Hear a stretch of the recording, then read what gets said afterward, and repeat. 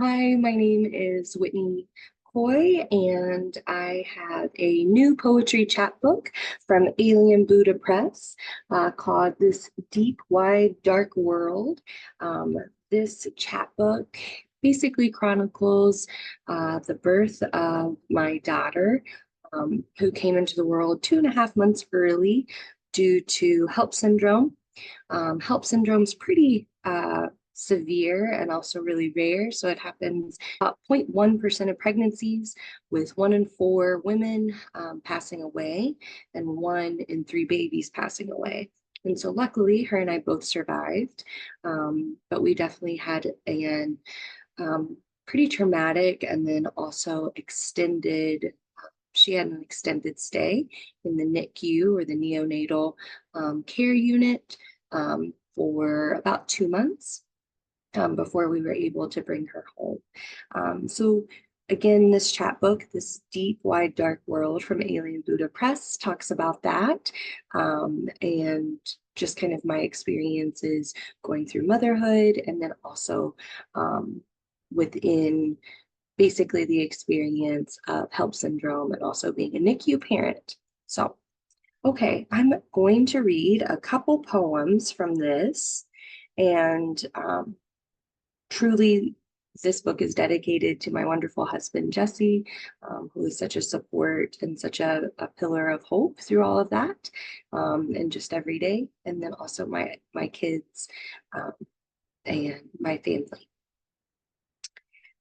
So the first poem I'm going to read is called The Separation.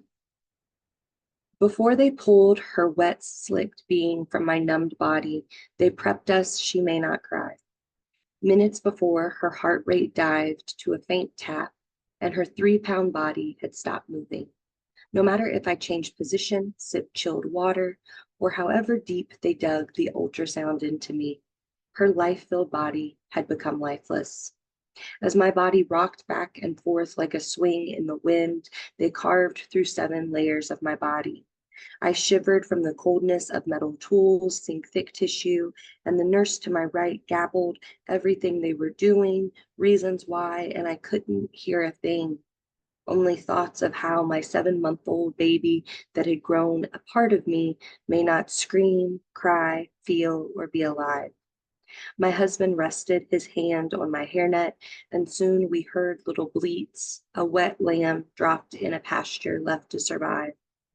In a moment, we became 2 entities, left to laugh, wail, and feel the world's aches, separate.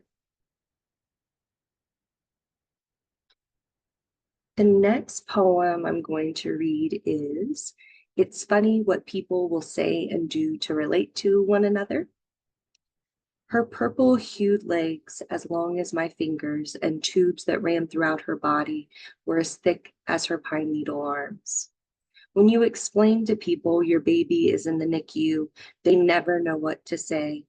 Prattle about a baby they once knew, who survived, or read about in a Facebook post. They preach phrases like normal, you'd never even know, even graduated early, or only had a hole in their heart to make you feel relieved. Jostle how lucky you are and how thankful you should feel.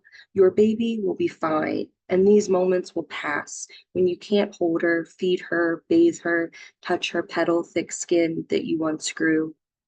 Curious people ask if her eyesight will be okay, and I wonder if oxygen lines will snake through her nose forever, or pry if she will always be so tiny. Can she catch up? All I can think of is that because she was born so young, she hadn't learned the reflex of suckling and swallowing. No matter how many breastfeeding articles I read, it would never matter as a toothpick-sized orange feeding tube winds through her nose for nearly 45 days. It's funny what people will say and do to relate to one another.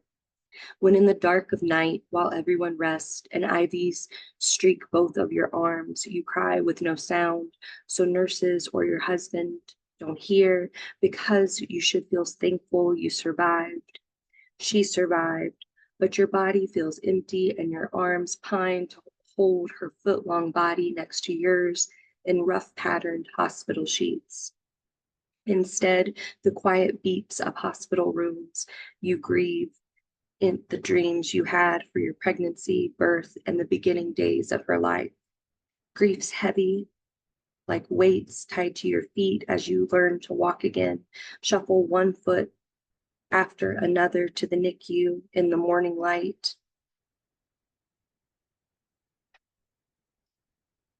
I'm going to read two more poems, Intertwined at the Root. They never tell you that for the first 6 months of life, your baby has no understanding that their little limbed body is no longer connected, intertwined at the root with yours. They never mention to you that your baby can't comprehend that you don't feel their hunger as they squeal, lungs opening from the inside out. Convinced they will never eat again, and you save them each time.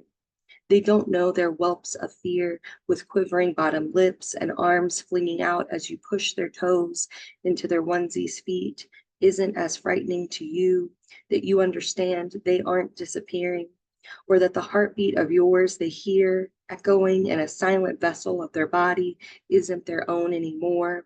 You can exist without one another. How could you possibly expect her as delicate as a new web spotted with rain after a summer storm to know so much of this deep, wide, dark world?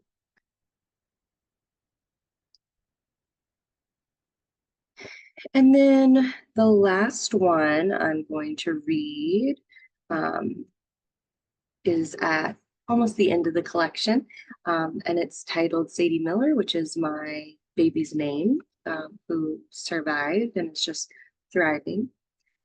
So, Sadie Miller, you were named within an hour on a cross road trip as your dad zipped us back from Kentucky to South Dakota, a state I swore I would never return to.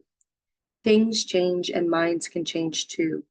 Remember that when moments get hard and you worry about what happens if you learn more or grow and new possibilities, look at those as sweet blackberries. Try them.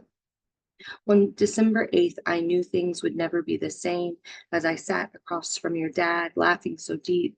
I never felt more alive or more like myself, and every fear I knew crumbled like dry leaves beneath feet. Now, watching you, nearly 11 pounds at 5 months, you laugh fully, mouth extending, showing mountains of pink gums, dimples rippling across the pond of your face. Always laugh fully, letting it take over the room, filling up spaces not originally made for you, but built for yourself. Your siblings cradled you when they themselves were nothing but children, and prayed your little 3-pound body would live through the night your heartbeat dropped. They practiced consoling their cousins' baby dolls to be the best for you. Love B and E always. They will always be there for you. Don't forget that 912 Franklin. Our home is made of board games, art-lined walls, spilled sodas, Zach Bryan crooning records, kisses, and pizza crust left for the dogs to eat. It's muddy socks from trampoline jumps, the best you can do on homework, heavy gripped hugs, and hands held on couches piled with extra blankets.